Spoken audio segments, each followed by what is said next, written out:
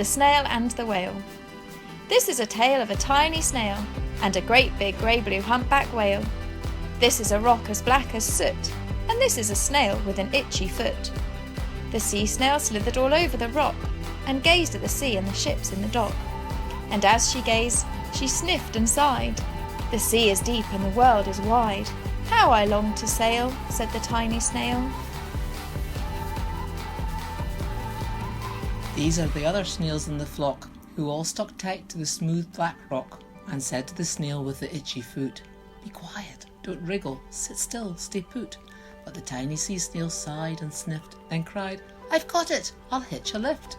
This is the trail of the tiny snail, a silvery trail that looped and curled and said, "Lift wanted around the world."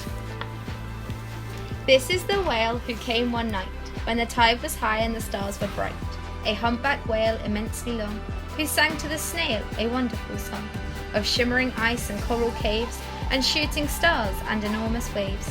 And this is the tale of the humpback whale. He held it out of the starlit sea, and said to the snail, "Come sail with me." This is the sea, so wild and free, that carried the whale and the snail on his tail to towering icebergs and far-off lands, with fiery mountains and golden sands. These are the waves that arched and crashed, that foamed and frolicked and sprayed and flashed, the tiny snail on the tail of the whale. These are the caves beneath the waves, where stripy fish with feathery fins and sharks with hideous toothy grins swam round the whale and the snail on his tail. This is the sky so vast and high, sometimes sunny and blue and warm, sometimes filled with a thunderstorm, with zigzag lightning, flashing and frightening the tiny snail on the tail of the whale.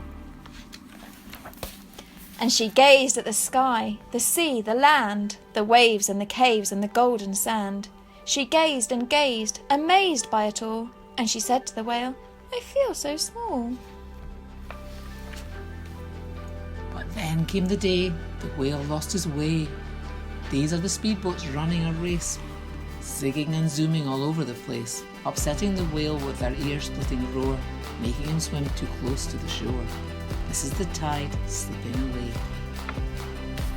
And this is the whale lying beached in a bay. "Quick, off the sand, back to the sea," cried the snail. "I can't move on land, I'm too big," moaned the whale. The snail felt helpless and terribly small. "Then I've got it," she cried, and started to crawl.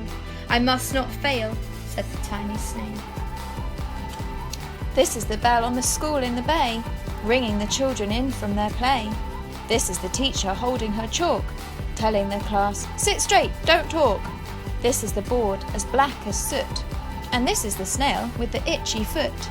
"A snail, a snail!" The teacher turns pale. "Look," say the children, "it's leaving a trail."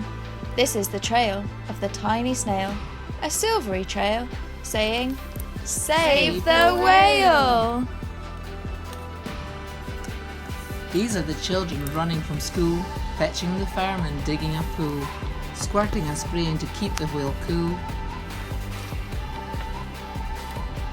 This is the tide coming into the bay, and these are the villagers shouting hooray as the whale and the snail travel safely away.